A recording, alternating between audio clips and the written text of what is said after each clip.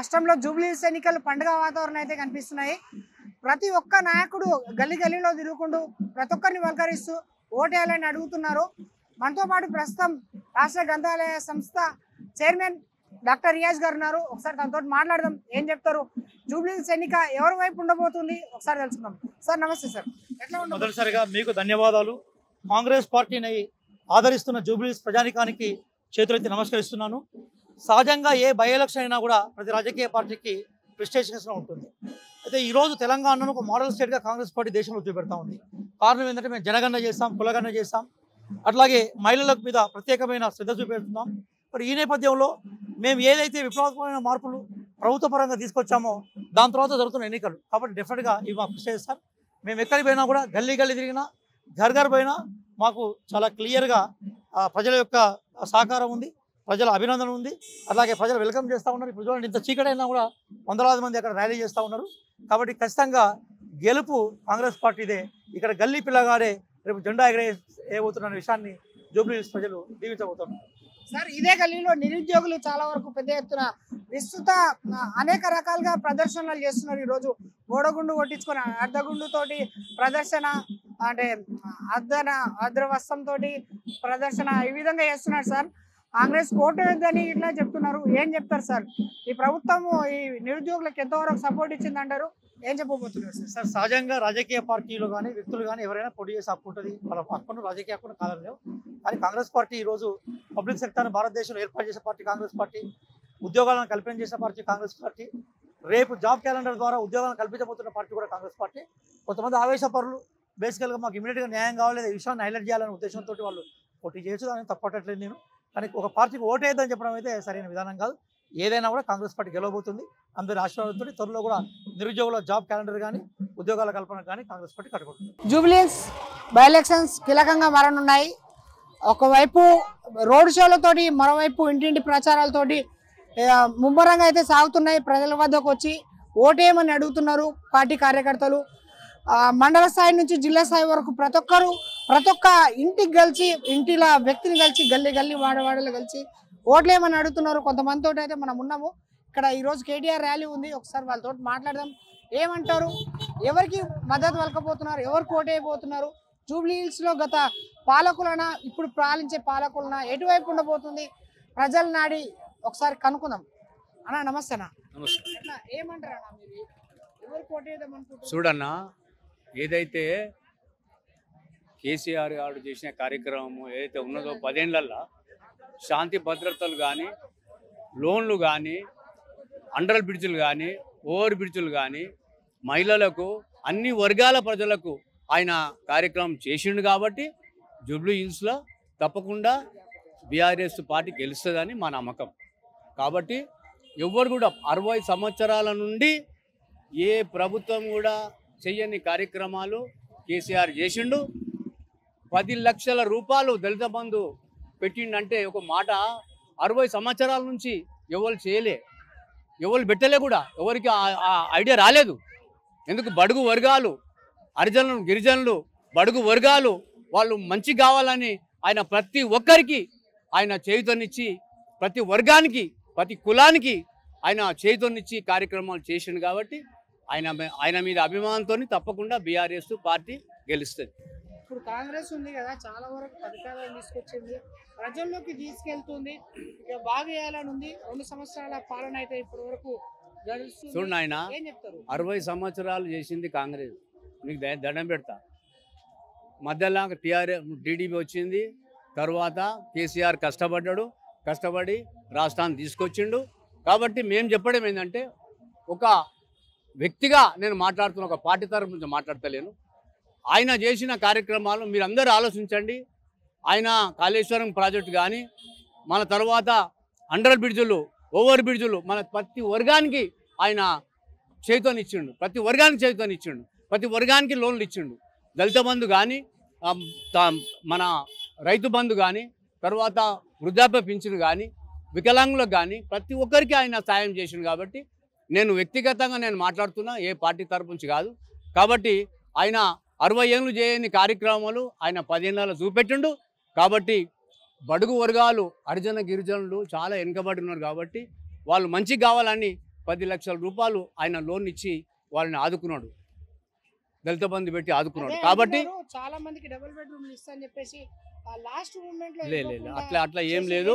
ఇప్పుడు ప్రజల తీర్పు ఆయన శిరస వహించిండు, ఆయన కార్యక్రమం చేసుకుంటూ పోతుండు. ప్రజలు ఆయనను కాదనుకున్నారు కాబట్టి ఈయనను తీసుకొచ్చిండ్రు. కాబట్టి ఈయన చేసే కార్యక్రమాలు ఏమున్నాయి అనేది ప్రజలు చూస్తున్నారు కాబట్టి మీరు చూస్తున్నారు. 500 పింఛన్ అన్నాడు, 2000 అన్నాడు, స్కూటీ అన్నాడు, ఆటోలకు లోన్లు అన్నాడు, అది అన్నాడు, ఇది అన్నాడు, అన్నీ అన్నాడు. ఇక దాని గురించి మనం ఏం మాట్లాడదలుచుకోలేదు. కేసీఆర్ చేసిన సంక్షేమ కార్యక్రమాలే బీఆర్ఎస్ పార్టీని గెలిపిస్తాయని ఈ సభాముఖంగా ఈ యొక్క టీవీ ఛానల్ ద్వారా ప్రజలకు నేను విన్నవించుకుంటున్నాను. ఇది తప్పకుండా బీఆర్ఎస్కు తప్పకుండా గెలుస్తుంది. ఇది ఆయనకు వార్నింగ్గా పోతుంది. ఆ వార్నింగ్ పోతేనే ఆయన ఆ వేరే సంక్షేమ కార్యక్రమాలు తప్పకుండా ప్రజలకు అందిస్తాడు. కాబట్టి నేను ఈ యొక్క బీఆర్ఎస్ పార్టీ జూబ్లీహిల్స్లో గెలుస్తుందని నమ్మకము, విశ్వాసము నాకున్నది. కాన్స్టిట్యూన్సీలో ఏ పార్టీ గెలిచే అవకాశాలు ఉన్నాయని చెప్పేసి ఆంధ్రప్రభకు నిజంగా మీడియా మిత్రులందరికీ నమస్కారాలు.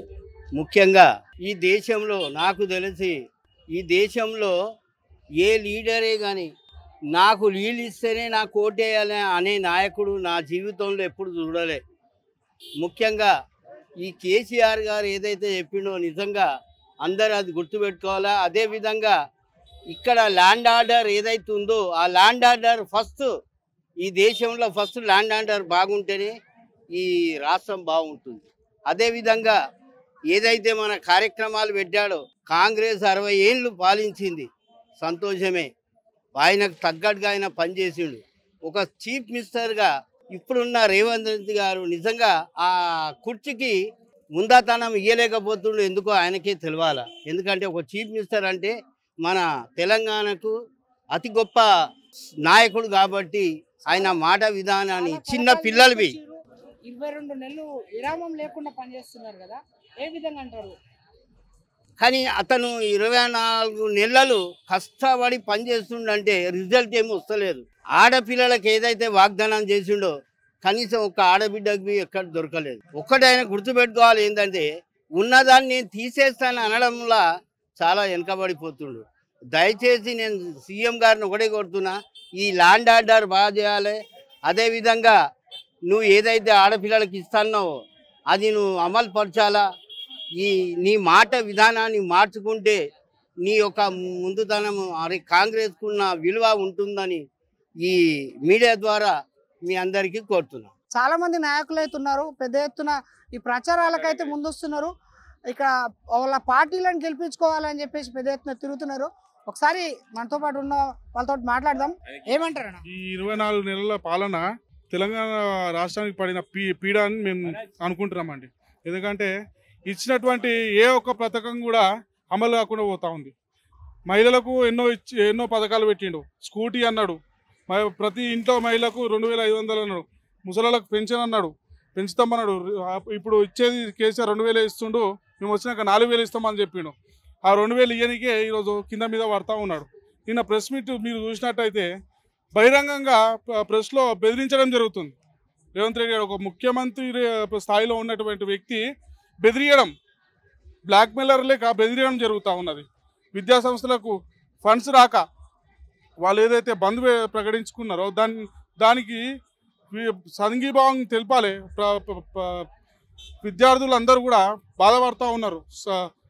ఇవి రాకుండా ఫీజు రియంబర్స్మెంట్ రాకుండా చెప్తున్నాడు కదా, అదే లైవ్ లో సీఎం చెప్తున్నాడు కదా, విద్యా సంస్థల వాళ్ళు ఇష్టం వచ్చిన ఫీజులు పెంచుకొని ఈ రోజు నా దగ్గర తీసుకొచ్చి ఎట్లా దాని మీద సంతకం పెడతాయని చెప్పేసి. మరి 30 ఏళ్ళ కాంగ్రెస్ ప్రభుత్వం 30 ఏళ్ళు చేసింది. ఆ రోజు నుంచి మరి ఏం చేస్తా ఉన్నాడు ఈ ముఖ్యమంత్రి? కొత్తగా ఈ రోజు చెప్తా ఉన్నాడు కదా, 30 ఏళ్ళ కిందట కూడా కాంగ్రెస్ ఉండే కదా, మరి ఆ రోజు నుంచి లేని విధానం ఈ రోజు ఎట్లా వచ్చింది ఆయనకి? 30 ఏళ్ళ కిందట కాలేజీలు లేవా? స్టూడెంట్స్ చదువుకోలేరా?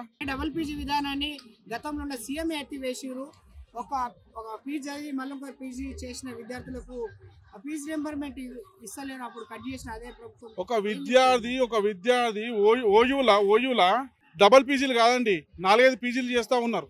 ఓయూ ఇప్పటిది కాదుగా. ఓయూ కొత్తగా పెట్టింది అయితే కాదుగా. కొత్తగా ఏదో తెలంగాణ కేసీఆర్ వచ్చినాక ఓయూ అయితే రాలేదుగా.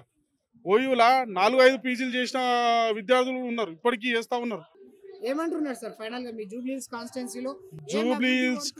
జూబ్లీహిల్స్ కాన్స్టిట్యున్సీలో ప్రజలు అందరు మూడిగా ఈ కాంగ్రెస్ ప్రభుత్వాన్ని బొంద పెడితే తెలంగాణ ప్రభుత్వం మొత్తం కూడా ఇచ్చిన 6 గ్యారెంటీలు అమలు అవుతాయని మా ప్రగాఢ నమ్మకం అండి. మీరు చెప్పండి సార్, ఎట్లా ఉండబోతుంది నెక్స్ట్ జూబ్లీహిల్స్? అదే అందరూ అనుకున్న ఒక హైటెక్ సిటీ లాంటి జూబ్లీహిల్స్ హైటెక్ సిటీ లాగా మారబోతుందా? ఏ పార్టీ రాబోతుంది? ఎట్లా ఉండబోతుంది? ఖచ్చితంగా హైటెక్ సిటీలో మారబోతుంది. మారింది ఆల్రెడీ. కేసీఆర్ సార్ ఆధ్వర్యంలో ఖచ్చితంగా టీఆర్ఎస్ ప్రభుత్వం వస్తుంది. ఖచ్చితంగా సునీతమ్మ గెలుస్తుంది. డ్రైనేజీ సిస్టమ్ మాత్రం అస్సలు బాగాలేదు. దాన్ని ఇప్పుడు గత ప్రభుత్వం బాగా చేయలేదని చెప్పేసి ఇప్పుడున్న ప్రభుత్వం అంటుంది. ఇంతకుముందు ఇప్పుడున్న నిన్న ఎమ్మెల్యే ఇట్లా మంచిగా చేయలేదని చెప్పేసి అంటున్నారు. మరి ఇప్పుడు ఒకవేళ మళ్ళీ బీఆర్ఎస్ఏ గెలిస్తే జూబ్లీహిల్స్ గవర్నమెంట్ సపోర్ట్ చేస్తుంది అనుకుంటున్నారు. మంచి చేశాడా కాబట్టి గోపీనాథ్ అన్న గారిని 3 సార్లు హ్యాట్రిక్ గా గెలిపించారు. మంచి చేసింది కాబట్టి గెలిపించారు. మంచి చేయకపోతే గెలిపారు కదా. అదే సెంటిమెంట్ వర్కౌట్ అవుతుందని ఖచ్చితంగా అవుతుంది. సునీతమ్మ అత్యధిక మెజారిటీతో గెలవబోతుంది. 11వ తారీఖు 11వ తారీఖు పోలింగ్, 14వ తారీఖు మెజారిటీతో గెలవబోతుంది. ఏమంటారు అన్న, కాంగ్రెస్ ప్రచారం విస్తృతంగా అయితే జరుగుతుంది. చాలా మంది నాయకులు అయితే చాలా బాగా చేస్తున్నారు, అంటే ఎక్కువ మంది తిరుగుతున్నారు. ఏం చెప్తారు అంటే ఒకవైపు చూస్తే కాంగ్రెస్ కు బీఆర్ఎస్ కు గట్టి పోటీ అవుతుంది. ఎట్లా ఉండబోతుంది? ఖచ్చితంగా బీఆర్ఎస్ గెలుస్తుంది. 100% బీఆర్ఎస్ పార్టీ గెలుస్తుంది.